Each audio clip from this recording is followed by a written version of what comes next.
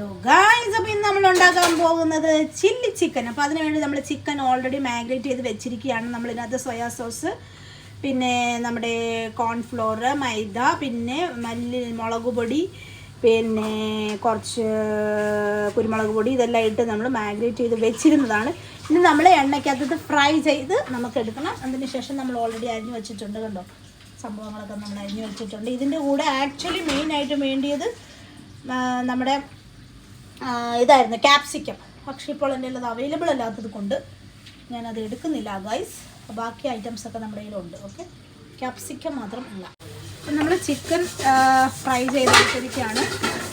Chicken നന്നായിട്ട് fry ചെയ്യണം കേട്ടോ, ഒത്തിരി അങ്ങ് ഇതാകരുത്, എന്നാൽ അതൊരു കുറച്ച് ഫ്രൈ ആകണം. അപ്പം നമ്മൾ ഈ ചിക്കൻ ഫ്രൈ ചെയ്തത് മാറ്റി ഈ എണ്ണ ഇത്രയും നമുക്ക് വേണ്ട, ആവശ്യത്തിന് എണ്ണ ഒഴിച്ചിട്ട് ബാക്കി നമ്മളിനി സെറ്റാക്കി എടുക്കണം.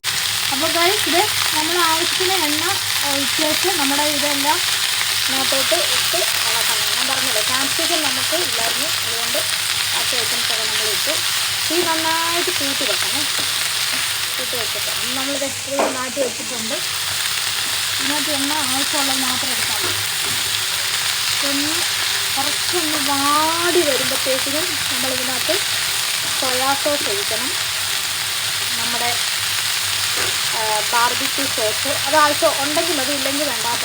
പിന്നെ കെച്ചപ്പ് ഒഴിക്കണം. പിന്നെ നമ്മൾ കോൺഫ്ലോർ കുറച്ച് ചേർക്കുന്നുണ്ട്, അന്നേരം കുറച്ചും കൂടെ തിക്നെസ് കിട്ടും. ഇതിനകത്തോടെ ഒരു സ്ഥലം കുരുമുളക് പൊടിയും കൂടെ. ഓക്കെ,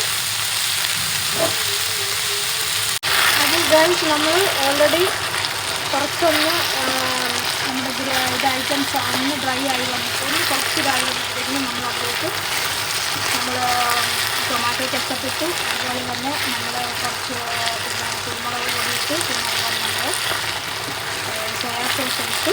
പിന്നെ ഒരു ശകലം ബാർബിക്യൂൻ്റെ കെച്ചപ്പ് ഉണ്ടായിരുന്നു, അതുകൂടെ നമ്മൾ ഒഴിച്ചു. പിന്നെ നമ്മൾ അതിനകത്ത് ഒരു ശകലം കോൺഫ്ലോർ ഇട്ടു, അതിനകത്ത് വെള്ളം ഒഴിച്ച് കുറച്ചിതായി വന്നപ്പോഴത്തേക്കിനും നമ്മൾ ഫ്രൈ ചെയ്ത് വെച്ചിരുന്ന ചിക്കന് ഇതിനകത്ത് ഇട്ടു. എനിക്ക് ആ വീഡിയോ ഫുൾ അന്നേരം എടുക്കാൻ പറ്റിയില്ല, അതാണ് ഞാനിപ്പോൾ എടുത്തത്. അപ്പോൾ അത് കഴിഞ്ഞ് നമ്മൾ കുറച്ച് നോക്കണം, ആവശ്യത്തിന് വേണമെന്നുണ്ടെങ്കിൽ പിന്നെ നമുക്ക് ടൊമാറ്റോ കെച്ചപ്പ് ഒഴിക്കാം. ഇപ്പോൾ എല്ലാ ആവശ്യത്തിനുണ്ട്, ഉപ്പൊക്കെ നമുക്ക് നോക്കാം, ഇല്ലാന്നുണ്ടെങ്കിൽ ഒഴിക്കാം. അപ്പോൾ ഇപ്പം നമ്മൾ ഹൈ ഫ്ലെയിമിൽ തന്നെ ആക്കും. അപ്പോൾ നമ്മുടെ ചില്ലി ചിക്കൻ